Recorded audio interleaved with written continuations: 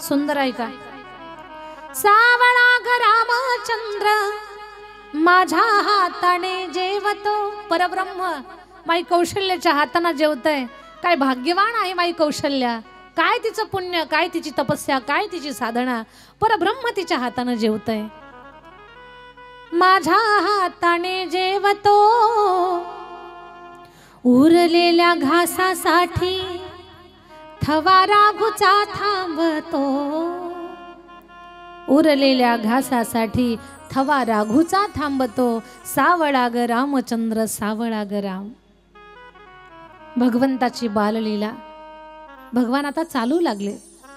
भिंतीच्या आधारे उभं राहण्याचा प्रयत्न करतात आणि माई कौशल्याच्या द्वारामध्ये साधूच्या झुंडीच्या झुंडी.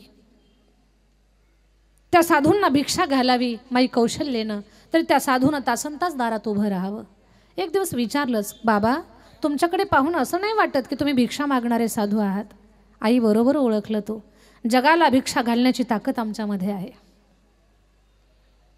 मग माझ्या दारात उभे का राहता तासनतास? आई तुला माहिती आहे का नाही मला माहिती नाही, पण साक्षात परब्रह्म तुझ्या पोटी जन्माला आलंय. अगं ज्याच्या दर्शनासाठी, ज्याच्या एका दृष्ट दर्शनासाठी हजारो वर्षापासून साधू संत तपश्चर्या करतात. काहींनी उलटं टांगून घेतलं, काही गळ्यापर्यंत पाण्यात, काही एका पायावर उभे आहेत, काही बिना अन्नाचे, काही बिना पाण्याचे, हवा पिऊन काही तपश्चर्या करतात. आणि देवा पशुपक्ष्यांना, कावळ्यांना प्रार्थना करतात. कागा सबतन खायो चुन चुन खायो मास, दोने ना छोड़ दियो राम मिलन की आस. कागा सबतन खाइयो चुन चुन खाइयो मांस, दोने ना छोड़ दियो पिया मिलन की आस. कावळ्यांना आमचं पूर्ण शरीर खा, लचके तोडून खा, फक्त आमच्या 2 डोळ्यांना धक्का नका लावू. ज्या दिवशी प्राणप्रिय प्रभूचे दर्शन आम्हाला होतील ना, तेव्हा बुबळ काढून आम्ही तुम्हाला देऊ. एवढी तपश्चर्या करणारे साधू, पण अजून त्यांना स्वप्नात सुद्धा गेला नाही ते परब्रह्म तुझ्या पोटी जन्माला आलं. माई काय पुण्य केलंस ग तू, त्याच्या दर्शनासाठी आम्ही थांबलोय. असं वाटतं ना मानवी देह नसता मिळाला, तुझ्या महलाच्या भिंतीला जी दगड आहेत ते दगड जरी आम्ही झालो असतो ना, आमचा केव्हाच उद्धार झाला असता भगवंताच्या स्पर्शानं. एका ठिकाणी नामदेवरायांचा फार गोड अभंग आहे. नामदेवराय म्हणतात, देवा मनुष्य करिशी तरी भक्तीचे निमिषे, तुझे द्वारी वसे वसे ऐसे करी. माणूस जर बनवला ना देवा तर भक्त बनव, भजनाच्या माध्यमातून तुझ्या दरबारात येईल, तुझं भजन करेल. मला जर तू झाड बनवलं ना, तुळशीचं बनव, तुळस होऊन तुझ्या चरणावर अर्पण होईल. मला पक्षी बनवलं तर धान्य टिपण्यासाठी तुझ्या दारात येऊ दे. मला पाणी बनवलं तर सड्याच्या रूपानं तुझ्या दारात पडावं मी. मला लाकूड बनवलं तर तुझ्या मंदिराचा खांब मी व्हावा, अशी प्रार्थना करतायत. तसे हे संत म्हणतात, ताई मी जर दगड झालो असतो ना तुझ्या भिंतीचा, तर राम मला धरून स्पर्श करून उभे राहिले असते. आता भगवान चालायला लागले. राम, लक्ष्मण, भरत, शत्रुघ्न 4 भावंड. रामरायाला खेळ खेळण्याची इच्छा झाली. खेळ खेळण्यासाठी राघव आपल्या भावंडांना घेऊन, लक्षपूर्वक ऐका बरं, फार सुंदर आहे. राघव आपल्या भावंडांना घेऊन राजभवनाच्या समोर आले. राम म्हणतात, आपल्याला चेंडूचा खेळ खेळायचा. सगळे तयार झाले, चेंडूचा खेळ खेळू. लक्ष देऊन ऐका, फार सुंदर आहे. चेंडूचा खेळ खेळायचा. चेंडूचा खेळ खेळण्यासाठी 2 गटांची गरज. राम म्हणतात, 2 गट तयार करा. लक्ष्मणजी फार सावध आहेत. लक्ष्मणजी म्हणतात, दादा 2 गट काय तयार करा, मला तुझ्या गटात घेणार असेल तरच मी खेळत, नाही तर आत्ताच निघालो बाजूला. अर्थ समजून घ्या. लक्ष्मणजी रामचरणावरील अशी श्रद्धा आहे की ते खेळात सुद्धा विरोधात जायला तयार नाहीत. श्रद्धा तिला म्हणतात जी कधीच बदलत नाही, आणि जी बदलते ते कधी श्रद्धा होऊ शकत नाही. वास्तव थोडाच होता, खेळ होता. लक्ष्मणजी म्हणतात, दादा तुझ्या सोबत घ्यायचं असेल तरच मी खेळत, नाही तर आताच बाजूला चाललो. लखन तुला माझ्या सोबत ठेवतो, रागाला जाऊ नको, खेळातून बाहेर जाऊ नको, माझ्या सोबत थांब. आता रामाच्या गटामध्ये जर लक्ष्मणजी आले तर खाली शिल्लक 2च राहिले. गट तयार करा म्हणायची गरजच नाही. आपोआप गट तयार झालेला दोघांचा. पण राम प्रत्येकाच्या मनाचा विचार करतात. राघव म्हणतात, भरत, उरलेला गट जर तुला मान्य असेल तरच खेळ खेळू, नाही तर खेळ मोडू. भरतजी म्हणतात, दादा, तुझा खेळ पूर्ण करण्यासाठी जर मला विरोधी गटात उभं राहायची वेळ आली ना तरी मी उभा राहीन, पण तुझा खेळ पूर्ण झाला पाहिजे. याला समर्पण म्हणतात. माझं बोलणं तुम्हाला कळावं म्हणून सांगते. समर्पण कशाला म्हणतात? तू जसं मला ठेवायचं तसं ठेव, पण तुझा खेळ पूर्ण झाला पाहिजे.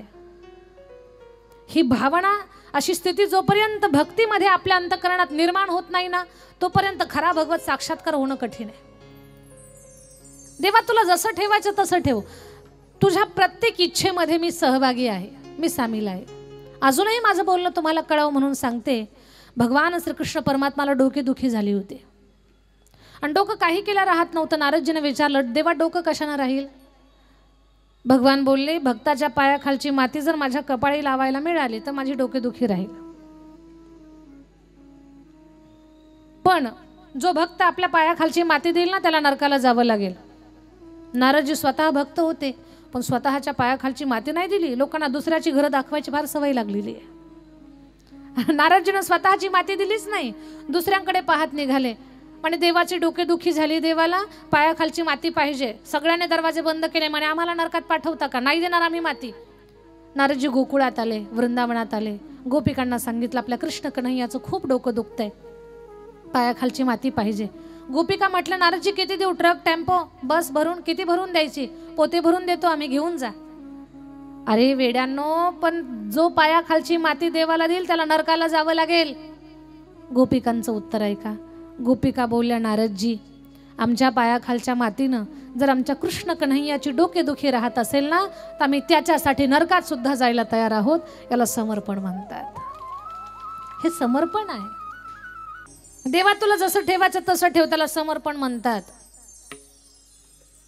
नाही तर एक वारी करून देवाला भांडणारे भरपूर आहेत, पण सच्चा भक्त तो आहे. देवा, तुला जशा स्थितीमध्ये ठेवायचं तसं ठेव, पण तुझे पाय मी सोडणार नाही. हे खऱ्या भक्ताचं लक्षण. हार आणि जीत हा नंतरचा विषय राहिला, पण देवाच्या गटात राहणाऱ्यांना जे भेटणार नाही ना ते आम्हाला विरोधी गटवाल्याला मिळणार आहे. म्हणे काय भेटणार आहे? म्हणे देवाच्या गटात राहणारे प्रत्येक डावाला आमचं तोंड पाहतील, पण आम्ही विरोधी गटवाले प्रत्येक डावाला त्या परब्रह्माचं तोंड पाहू. त्याचं तोंड पाहण्याचा अलभ्य लाभ आम्हाला प्राप्त होईल, याच्यापेक्षा अजून दुसरं काय पाहिजे? आणि देवाचं तोंड पाहण्याचा फायदा सांगते माझ्या ताई दादांनो. कोटी ब्रह्महत्या मुख पाहता जाते. त्याचं तोंड पाहिल्यानंतर कोटी ब्रह्महत्येचं पातक नष्ट होतंय, एवढं फल त्याचं मुख पाहण्याचं आहे. आम्ही त्याचं तोंड पाहू. खेळ चालू झाला. चेंडूचा खेळ होता. भरतजीनं जोरात चेंडूला लाथ मारली. चेंडू रामापर्यंत गेला, पण रामाच्या जवळ नाही गेला, 2 हात दूर थांबला. राम भगवान चालत आले, चेंडू हातात उचलला आणि फेकला. जसा चेंडू आला, भरतजीनं जोरात लाथ मारली. चेंडू पुन्हा रामापर्यंत गेला, 2 हात दूर थांबला आणि जवळ नाही गेला, 2 हात दूर थांबला. रामरायानं चेंडू उचलला आणि पुन्हा फेकला. कुणीतरी बोललं भरतजीला, भरतजी, जिंकायचंय तुम्हाला? एवढ्या जोरात चेंडू मारताय, जिंकायचंय? भरतजी बोलले, मला जिंकायचंय म्हणून मी चेंडूला लाथ मारत नाही. मग म्हणे या चेंडूला मी सांगतोय ते परब्रह्म आहे समोर, जा सर्व भावे शरण जा, चरणावर लोटांगण घाल. या चेंडूला सांगतोय मी पाठवतो, याला जोरात लाथ मारून देवाच्या जवळ पाठवतोय. पण हे एवढं फुटक्या नशिबाचं आहे, जवळ जातो 2 हात दूर थांबतंय. चरणावर समर्पण करावं ना यानं, पण जवळ जातो 2 हात दूर थांबतंय. पुन्हा माझ्याकडे येतं, मी याला जोरात लाथ मारतो, जवळ जातं 2 हात दूर थांबतंय. मग देवाच्या जवळ पाठवूनही जे देवापासून 2 हात दूर थांबतात ते लाथाचेच मालक असतात, म्हणून मी याला लाथ मारतोय.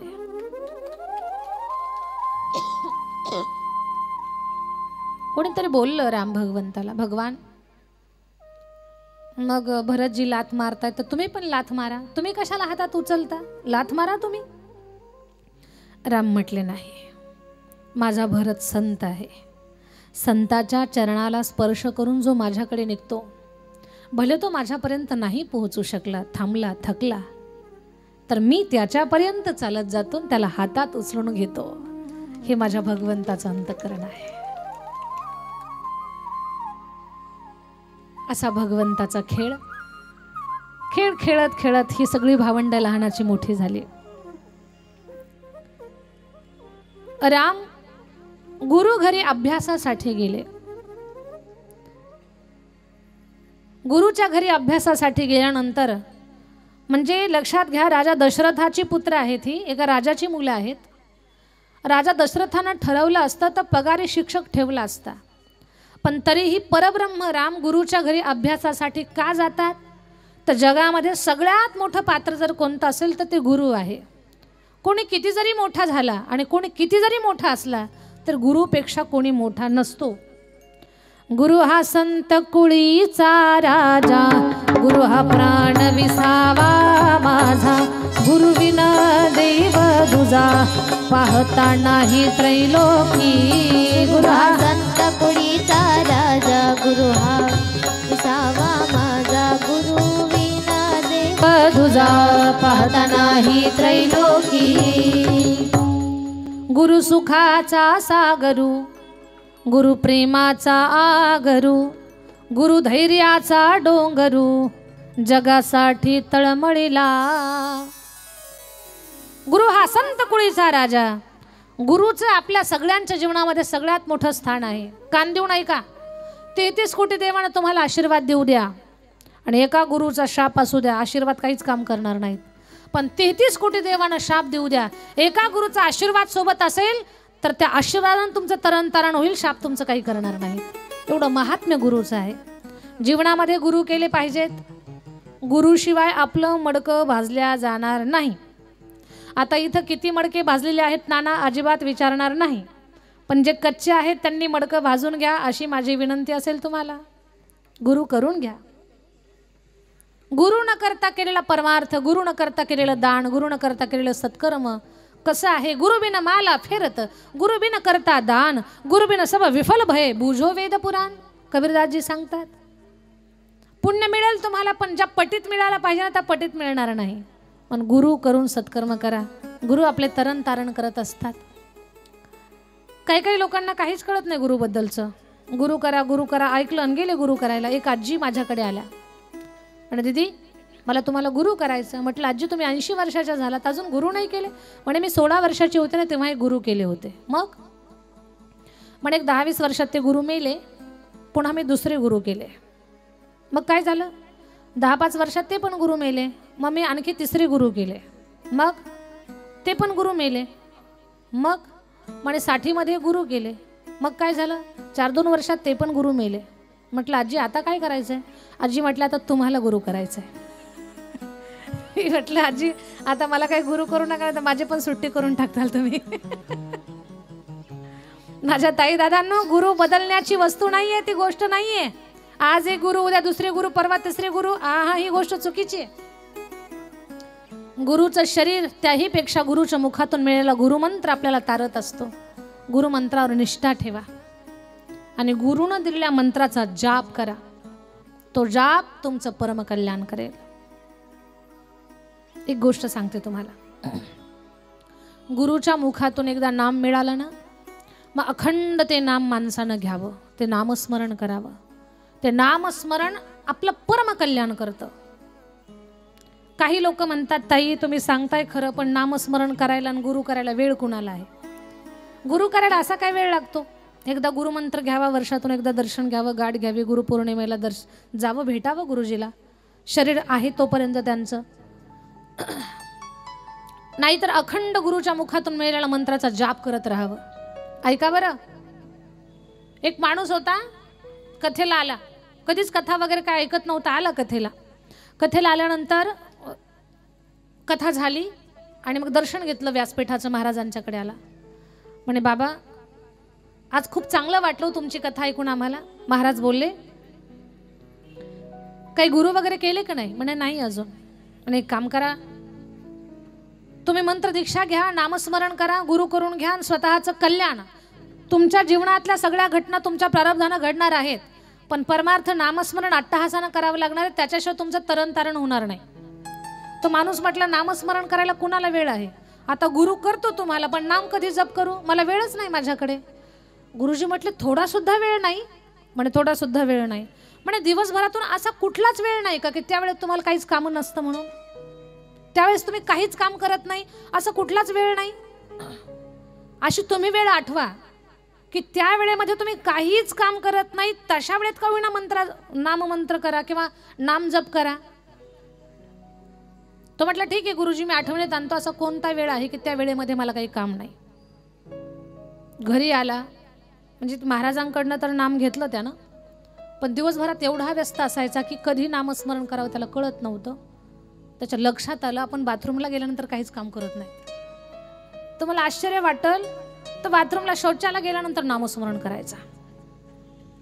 सीताराम सीताराम सीताराम कहिए, जाहे विधि राखे राम, वाहे विधि रहिए, वाहे विधि रहिए. सीताराम सीताराम सीताराम कहिए, जाहे विधि राखे राम, ताहे विधि रहिए, राहे विधि रहिए. भजन चालू झालं त्याचं, सीताराम सीताराम सीताराम.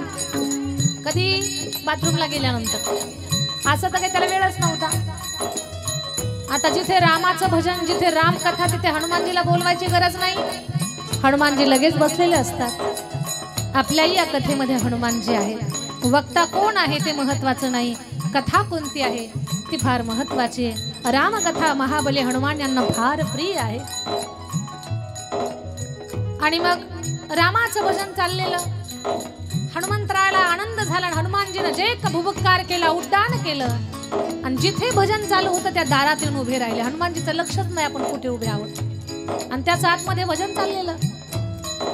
सीताराम सीताराम सीताराम कहिए, जाहे विधि राखे राम, वाहे विधि रहिए, वाहे विधि रहिए. सीताराम सीताराम सीताराम कहिए, जाहे विधि राखे राम, वाहे विधि रहिए, वाहे विधि रहिए. राम राम राम सीताराम राम राम राम, राम राम राम सीताराम राम राम, राम राम राम सीताराम राम राम, राम राम राम सीताराम राम राम, राम राम राम सीताराम राम राम, राम राम राम सीताराम राम. प्रभु रामचंद्र भगवान की जय.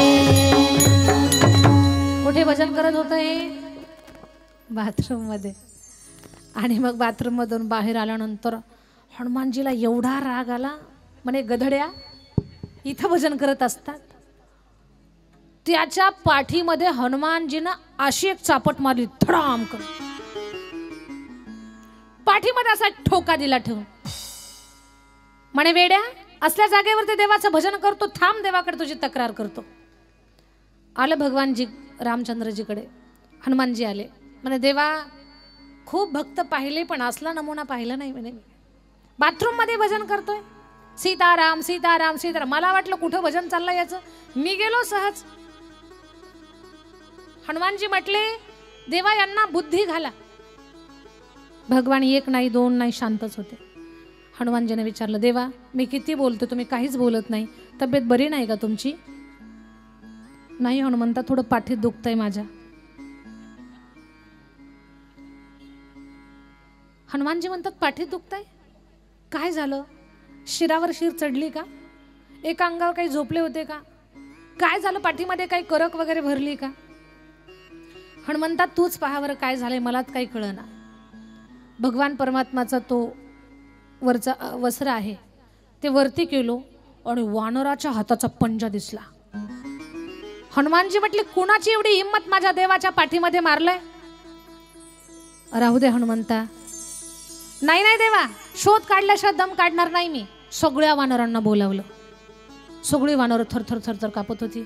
हनुमान जी हमने कुछ नहीं किया, हमारी गलती क्या है, आमची चूक काय आहे, का बरं आम्हाला इथे बोलावलं? नाही म्हणे देवाच्या पाठीत कोणत्या तरी वानरानं चापट मारली, हाताचा पंजा लावा, ज्याचं माप मॅच होईल त्याला दंड भेटल.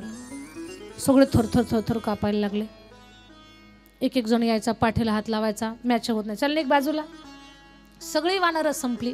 कुणाच्याच हाताचा पंजा त्या पाठीवरच्या पंजाला सूट झाला नाही. मॅच झाला नाही. हनुमानजी म्हटले, देवा कुणाचाच पंजा नाही, हा कोण असेल असं तुमच्या पाठीमध्ये मारणारं? राहू दे हनुमंता. नाही देवा, मी शांत थांबणाऱ्यापैकी नाहीये, मला कळालंच पाहिजे कोणतं वानर आहे. भगवान म्हटले, हनुमंता सगळ्यांचं माप घेतलं, तुझं घेतलंस का?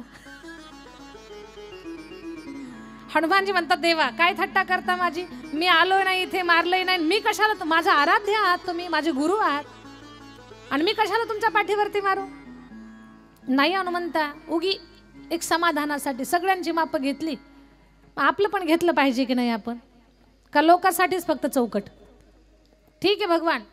हनुमंतरायानं जसा हात पाठीला लावला, हनुमानजीचा हात त्या छाप्याला पंजाला मॅच झाला. हनुमानजी दचकले, बापरे, हात आपला पंजन हाता पाठीवरचा पंजा सेम. देवा आपकी कसम मैंने कुछ नहीं किया, मी मारलंच नाही भगवान, मी खरं सांगतोय तुम्हाला. आणि मग माझा हाताचा पंजा तुमच्या पाठीशी कसा मॅच झाला? मी आलो नाही, मारलं नाही, घडलंच कसं? मला कळलं ना देवा. राहू दे हनुमंता, मी सगळं समजून घेतो. नाही देवा, माझी काही चूक असेल तर मला सांगा. भगवान म्हटले, हनुमंता सकाळी कुणाच्या पाठीमध्ये ठोका टाकला का तू? म्हणे, हा देवा ते तर सांगत होतो, ते कुणीकडेच राहिलं नाही, नवीनच चालू झालं. ते सांगायला आलो होतो की एक बाथरूममध्ये भजन करत होतं, मी त्याला खूप मारलं पाठीमध्ये. हनुमंता मग त्याला मारलं ना, तोच पंजा आहे माझ्या पाठीवरती. म्हणे, देवा हे कसं काय? हनुमंतराया, ज्या वेळेला माझा भक्त तो कुठे भजन करतोय माझ्यासाठी महत्त्वाचं नाही, पण ज्या वेळेला माझे भक्त माझं भजन करतात ना, ते सर्वांगानं माझ्या रूपामध्ये विलीन झालेले असतात, किंवा माझं रूप झालेलं असतात, ते माझं स्वरूप झालेले असतात. आणि माझं भजन करत असताना, ते माझं स्वरूप झाले असताना तुम्ही त्यांच्या पाठीत मारल्यानंतर तो ठोका, तो छापा त्यांच्या पाठीवर नाही उमटत, तो माझ्या पाठीवरती उमटत असतो. प्रभू रामचंद्र भगवान की जय. तर या उदाहरणातून खूप काही गोष्टी शिकण्यासारख्या आहेत. म्हणजे तुम्ही जळी स्थळी काष्टी पाषाणी उठता बैसता हरी बोला, भांडता कांडता हरी बोला. तुम्ही काय क्रिया करता, काय कृती करता, काय कर्म करता हे महत्त्वाचं नाही, तुम्ही प्रत्येक क्षणाला प्रत्येक श्वासाला भगवंताचं नामस्मरण करावं, हा पहिला मुद्दा. आणि दुसरी गोष्ट, नाम गुरुकडून घ्यावं, हा दुसरा मुद्दा. तर खूप काही गोष्टी शिकण्यासारख्या आहेत. ज्यावेळेला आपण नामस्मरण करू त्यावेळेला आपण भगवत स्वरूप किंवा ती अवस्था आपली अशी झालेली असते की आपण राहिलो नसतो, आपल्याला भगवंताचा ध्यास लागलेला असतो. तर माझ्या बोलण्याचा भाव एकच आहे की आपण गुरु करून घ्यावेत, गुरुच्या मुखातून नाममंत्र घ्यावा. गुरु बदलायची गोष्ट नाही, आणि गुरुचं शरीर आपल्यासाठी महत्त्वाचं आहेच आहे, पण गुरुचं शरीर संपल्यानंतर गुरुच्या मुखातून प्राप्त झालेला गुरुमंत्र आपल्यासाठी जास्त महत्त्वाचा असतो. राम भगवान गुरुच्या घरी गेले आणि गुरु घरी जाऊन त्यांनी विद्या अर्जित केली. आता पुन्हा ते अयोध्येमध्ये आले. अयोध्येमध्ये खूप आनंद आहे. आता राम भगवान त्यांना घेण्यासाठी विश्वामित्रजी येणार आहेत, पण ते आल्यानंतर पुढे काय होतं ते आपण पाहणार आहोत. काही क्षण आपण भजन करू, थोडंसं नाचू, उडी मारू, आनंदानं गाऊ, यारे नाचू प्रेमानंदे, रामनामाची या छंदे. सर्वांनी उठून उभं राहायचं आहे, सुंदर भजन करायचं आहे आणि पुन्हा कथा ऐकायला बसायचं आहे.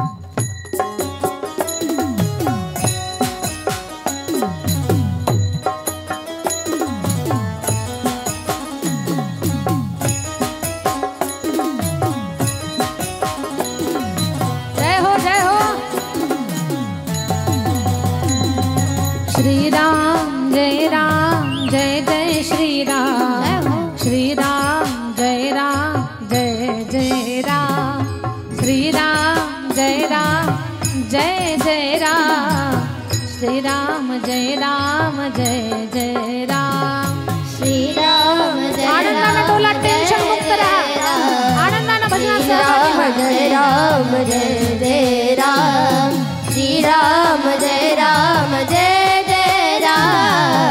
श्री राम जय जय राम. विसरून जा, आपण कुणीतरी आहोत हेच विसरून जा आणि विसरल्याशिवाय आनंद नाहीये भगवत भक्तीचा भजनाचा खरा आनंद स्वतःला विसरण्यामध्ये श्रीराम जय राम जय जय राम श्रीराम जय राम जय जय राम श्रीराम जय राम जय जय राम श्रीराम जय राम जय राम श्रीराम जय राम जय जय राम श्रीराम जय राम जय जय राम श्रीराम जय राम जय जय राम श्रीराम जय राम जय जय राम श्रीराम जय राम जय जय श्री राम श्रीराम जय राम जय जय राम श्रीराम जय राम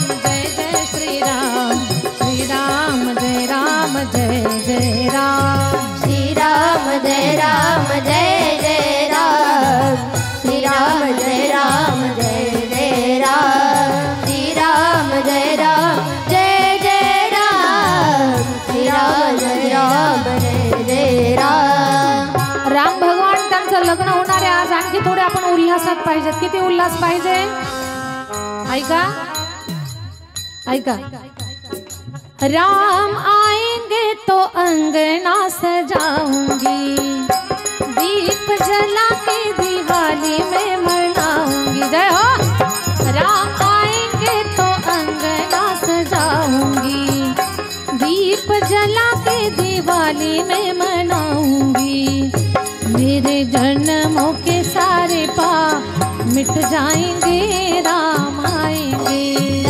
मेरे जन्मों के सारे पाप मिट जाएंगे राम आएंगे राम आएंगे आएंगे राम आएंगे राम आएंगे आएंगे राम आएंगे मेरे झोपड़ी के भागा खुल जाएंगे राम आएंगे मेरे झोपड़ी के भागा खुल जाएंगे राम आएंगे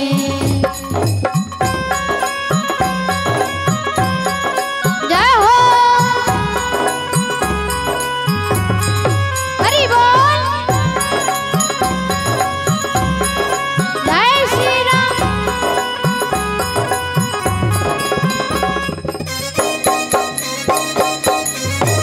जय हो जय श्री राम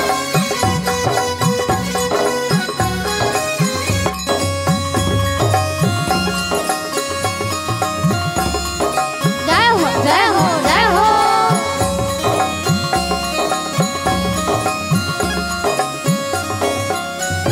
राम झूलेंगे तो पालना झूलाऊंगी राम झूलेंगे तो पालना झूलाऊंगी मीठे मीठे में भजन सुनाऊंगी मीठे मीठे में भजन सुनाऊंगी मेरी जिंदगी के सारे दुख मिट जाएंगे राम जय श्री राम मेरे के सारे दुख मिट जाएंगे राम आएंगे मेरे झोपड़ी के भागा खुल जाएंगे राम आएंगे मेरे झोपड़ी के भागा खुल जाएंगे राम आएंगे जय हो जय हो जय हो जय हो हरि बोल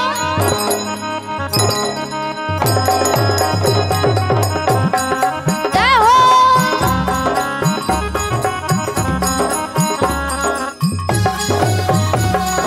जय हो जय हो हरि बोल जय श्री राम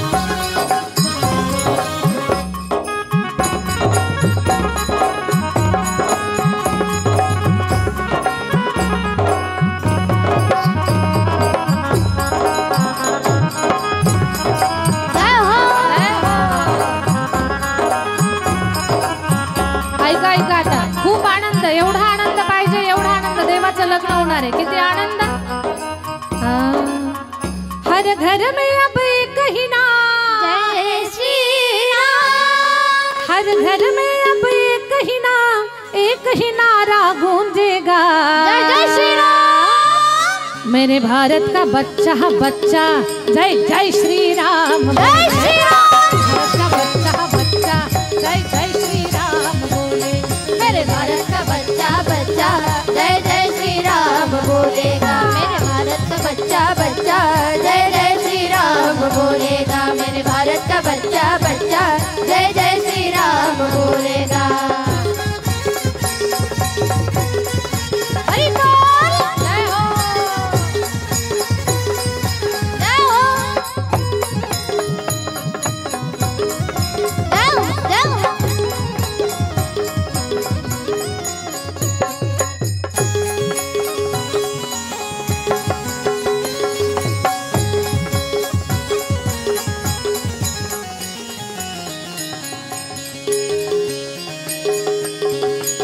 जय हो जय श्री राम।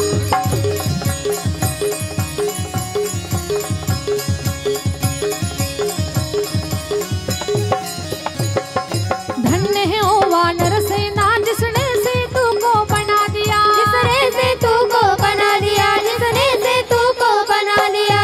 लिख कर राम नाम पत्थर पर पानी में था तैरा दिया। पानी में तैरा दिया। पानी में तैरा दिया। रामदूत हनुमान का नारा। जय श्री राम। रामदूत हनुमान का नारा सारे जग में गूंजेगा। जय जय श्री राम। मेरे भारत का बच्चा बच्चा जय जय श्री राम। जय श्री राम। मेरे भारत का बच्चा जय जय श्री राम बोलेगा। मेरे भारत का बच्चा बच्चा जय जय श्री राम बोलेगा। मेरे भारत का बच्चा बच्चा जय जय श्री राम बोलेगा। भारत का बच्चा जय